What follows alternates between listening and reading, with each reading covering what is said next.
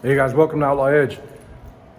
So this Sunday's video, we're gonna be doing some shrinking on the fender, or some stretching or whatever. We'll be using the shrinker and the stretcher, the English wheel and whatever, and I'll show you the part that we're building on the fender. So we're working on Vigilante, the hand-built car, and this rear fender here, the section that we're working on today is still this section here. And this is a very complex piece to make because there's a lot of round, radiuses and ups and downs and all kinds of crazy shapes. So this Glen Rid NZ Mopar Outlaw Customs drawing right here, on this section here, that's where we're building right now. And I'll take you over to the buck.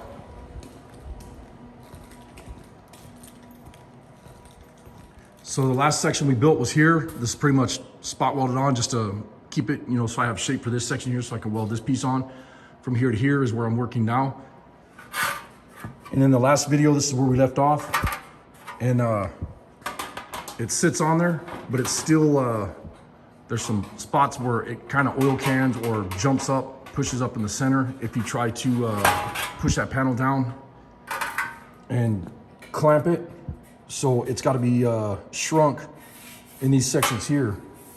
So I'm going to tighten those sections up, which is going to take this panel and bring it around like this. Even though this panel is in a radius or in a shape or a form, we're going to pull these together tighter and pull this together tighter. And what that's going to do is, with it being like this, it's actually going to make it where it's more like this, if that makes sense. So on this side I have a stretcher, and on this side I have a shrinker. These are from Harbor Freight. There's nothing wrong with them. They work great. Had them for years, and I just built them with foot pedals so that it's easier, so you don't have to try to do this by hand and try to hold that piece, because it's almost impossible doing it that way. So, and Harbor Freight is not sponsoring us. I wish they would, but we'll see what happens in the future. So I'm gonna go ahead and put some shrinks in here, and then we'll walk over to the panel and see where we're at.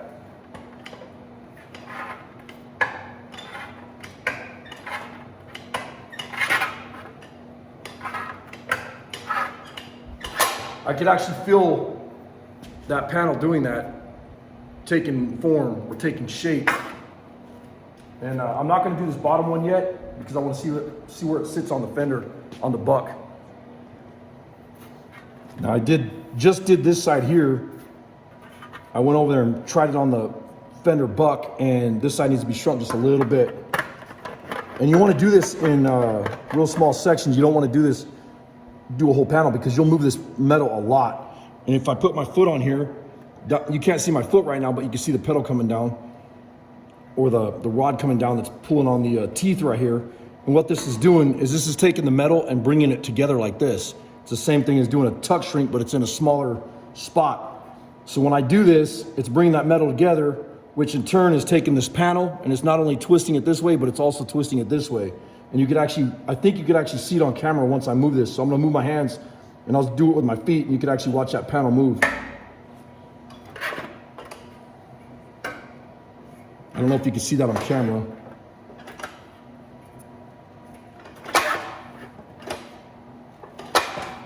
And I'm not gonna go much because it's very little on the bottom that I need shrunk. And you can see how much that panel's moved.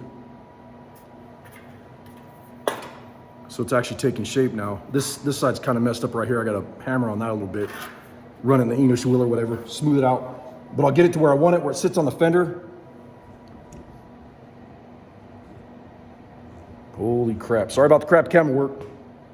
Ready to drop the tripod here.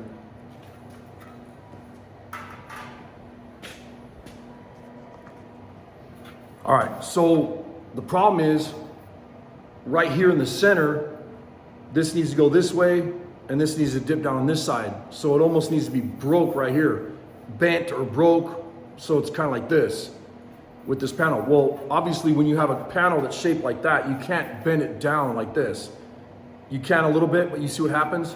It starts pushing up here, here, all over the place except where we want it.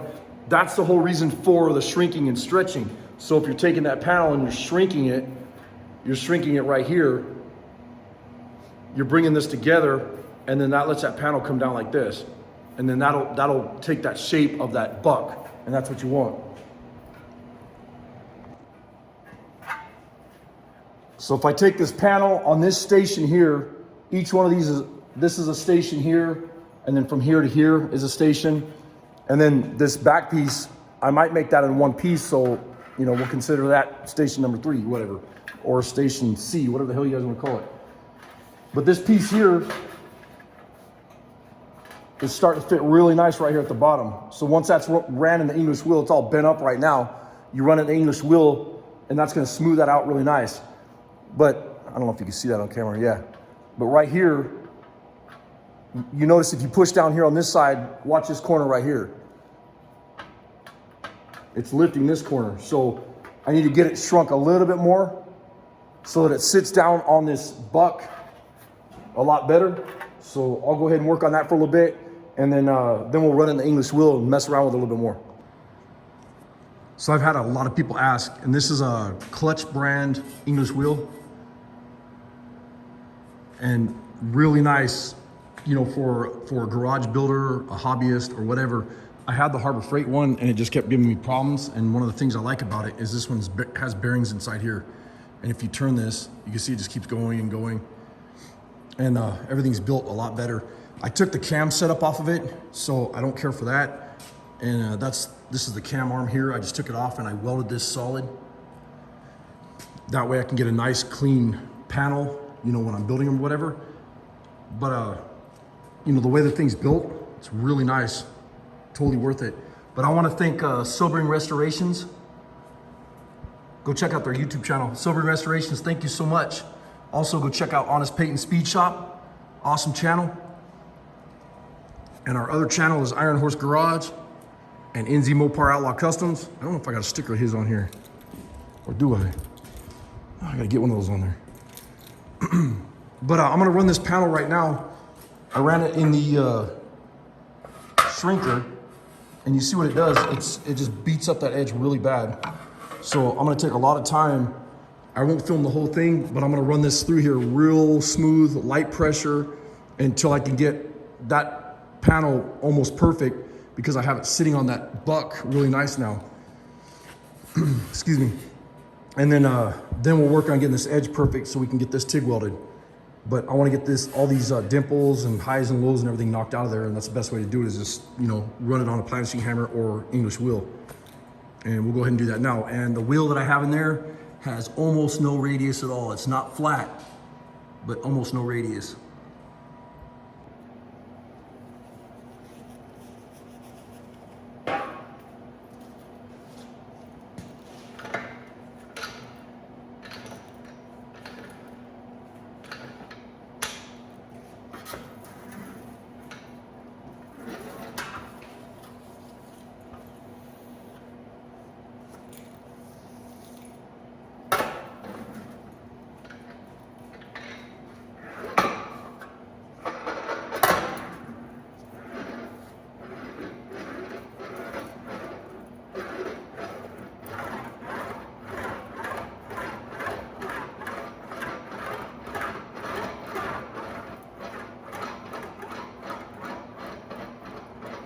A lot of times when you're running the English wheel, you just want to have patience.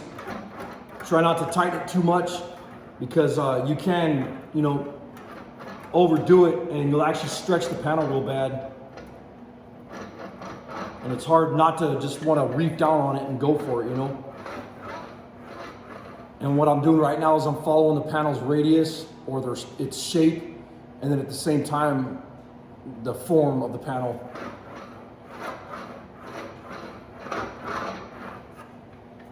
And the other thing is you can hear when the metal's taking shape. I know that sounds weird, but you can actually feel it and hear it. Right there, you can really hear it.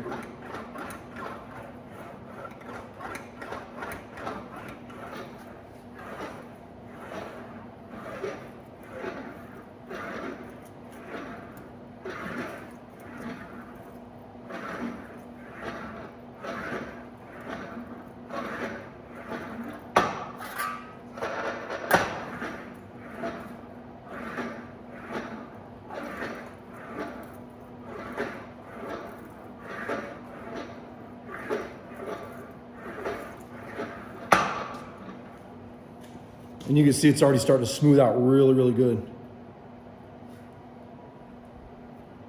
So that panel's gonna look nice on there. And then, you know, after we hit it with the DA and smooth it out, that'll be pretty sweet. So I'm not gonna bore you guys with running the English wheel right now. Let me get this set up first. I'll get this panel, sorry about the crappy camera work. I'll get this panel ran through the English wheel, and then we'll sit it on the buck. We'll see how it fits, and then go from there. And then, like I said, the next video will probably show TIG welding the seams together right here. If I decide to do that, I might just throw some spot welds on it for now, because I really want to get that car put together.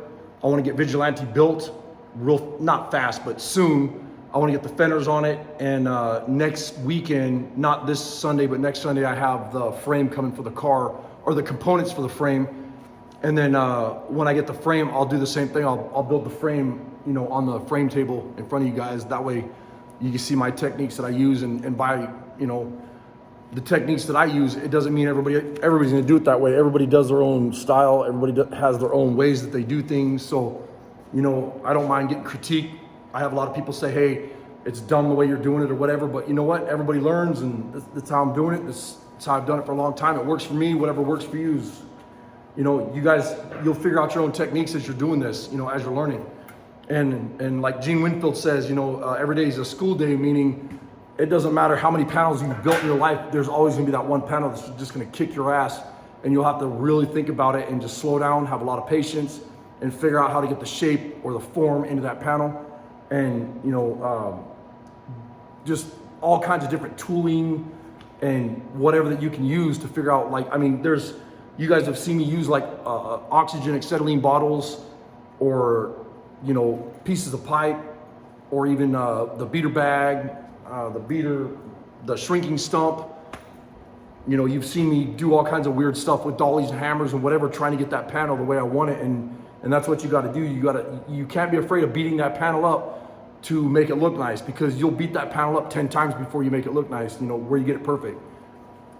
But I think this video is starting to get a little bit long. I'm rambling on. I'm gonna get out of here. I'll go ahead and keep test fitting, and I'll see you guys on next Sunday's video. Appreciate you watching. Thank you so much. Later.